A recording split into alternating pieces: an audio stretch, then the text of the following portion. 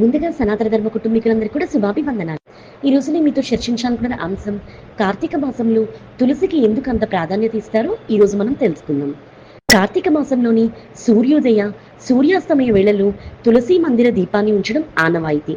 కార్తీక మాసాన తులసిలో సాక్షాత్తు ఆ విష్ణు భగవానుడే ఉంటాడని నమ్మకం. తులసి మొక్క లేని ఇల్లు, తులసిని పూజించిన వారు అరుదు. ఇంతటి ప్రాముఖ్యత ఉన్నటువంటి తులసి గురించి ఎంత చెప్పుకున్నా అసంపూర్ణమే కాబట్టి కొంచెం తులసి గురించి ఈరోజు మనం తెలుసుకుందాం. తులసికి సంబంధించినటువంటి గాథలు మన పురాణాల్లో చాలానే కనిపిస్తాయి. రాధాదేవికి చెలికత్తెగా, శంఖచూడుడని రాక్షసునికి భార్యగా, ఇలా రకరకాల సందర్భాల్లో తులసి పేరు మనకు వినిపిస్తూ ఉంటుంది. వృంద అనే పేరుతో ఆమె జలంధరుడు అనే రాక్షసునికి భార్యగా కూడా ఉందని కొన్ని కథనాలు ప్రాచుర్యంలో కలవు. ఆ వృందం క్రమంగా బృందగా మారింది. ఆమె వనమే బృందావనమైంది. ఒకానొక సందర్భంలో తన పట్ల కఠినంగా ప్రవర్తించినందుకు తులసి విష్ణుమూర్తిని కఠినమైన రాయిగా మారమని శపిస్తుంది. కఠినమైన రాయిని అనగా సాలగ్రామం అని అర్థం. కానీ తులసి పవిత్రతను ఎరిగినటువంటి విష్ణుమూర్తి మాత్రం ఆమె ఇచ్చిన శాపానికి నొచ్చుకోలేదు సరికదా. తనకు ఆమె ప్రీతిపాత్రులుగానే ఉంటుందని, ఆమెను పూజించిన వారికి సకల సౌభాగ్యాలు కలుగుతాయని వరాన్ని తులసికి అందిస్తాడు. శ్రీకృష్ణ తులాభారం వంటి మరెన్నో ఘట్టాల్లో కూడా మనకు తులసి ఔన్నత్యం కనిపిస్తుంది. ఇంతటి ప్రాశస్త్యం ఉంది కాబట్టి మరి ఏ వృక్షంతోనూ తూచలేనిది అన్న అర్థంలో తులసి అన్న పేరు సార్థకమైంది. శ్రీహరికి ఇష్టమైనది కాబట్టి తులసి దళాలతో మాలలు చేసి ఆయనకు అలంకరిస్తారు. తులసి ఆకులు వేసినటువంటి ద్రవ్యాన్ని తీర్థంగా అందిస్తారు. ఇది హైందవ ధర్మాచరణలో పుట్టిన దగ్గర నుంచి చనిపోయేదాకా కూడా తులసితో అనుబంధం కొనసాగుతూనే ఉంది.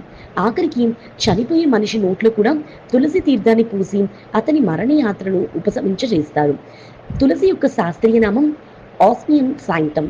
ఆస్మియం అంటే దాని కుటుంబం నామం, శాంక్టమ్ అంటే ఎంతో పవిత్రమైనది అని అర్థం.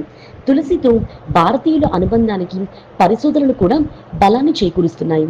తులసి మొక్క భారతదేశంలోనే ఆవిర్భవించిందని తేలింది. ఇక ఆయుర్వేదంలోని చరక సంహిత మొదలుకొని ప్రతి ఒక్క గ్రంథమై తులసిని రోజువారీ వ్యాధులకు ఔషధిగా సూచించాయి. ఇంతటి పవిత్రమైనటువంటి తులసిని కార్తీక మాసంలోనే ఆవిర్భవించిందని నమ్మకం.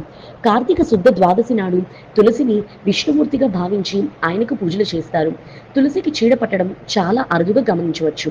ఎందుకంటే కీటకాలను తరిమేసే గుణం తులసిలో విస్తృతంగా ఉంది. తులసి నుంచి వీచే గాలి సైతం ఔషధభరితంగా ఉంటుందని ఆయుర్వేదం సూచిస్తుంది. అలాంటి తులసి ముందు నిలబడి పూజ చేయడం, గుడిలో పూజారి గారి అందించే తులసి తీర్థాన్ని సేవించడం, పూజించిన తులసి ఆకులను చెవి వెనుక ఉంచుకోవడం వల్ల తులసి పట్ల అవగాహనని, దాని పట్ల విశ్వాసాన్ని పెంపొందించడంతో పాటు పరోక్షంగా కూడా తులసిని ఔషధంగా స్వీకరించినట్టు అవుతుంది. ఇక కార్తీక మాసంలో దగ్గు, జలుబు లాంటి కఫ సంబంధమైనటువంటి వ్యాధులు తప్పనిసరిగా దాడి చేస్తాయి.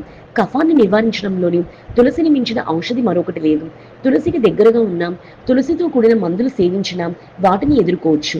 తులసి చెట్టులోని ప్రతి భాగానికి ఔషధ గుణాలు ఉన్నాయని అంటారు. అందుకే తులసి ఎండిపోయిన తర్వాత కూడా ఆ చెట్టు కొమ్మలతో మాలను వేసి ధరిస్తారు హిందువులు. తులసి మన శరీరంలో ఉన్న అపసవ్యతలన్నీ హరింపచేసి ప్రశాంతతను కలిగిస్తుందనే దిశగా ఇప్పుడు పరిశోధనలు జరుగుతున్నాయి. కానీ ఆ విషయం మన పెద్దలు ఎప్పటి నుంచో మనకు అందచేసినటువంటి అనుభవమే. మరి తెలుసుకున్నారు కదా, కార్తీక మాసంలో తులసికి మనం ఎందుకంత ప్రాధాన్యత ఇస్తాము. ఈ వీడియో చూసిన మీ అందరికీ కూడా కృతజ్ఞతలు.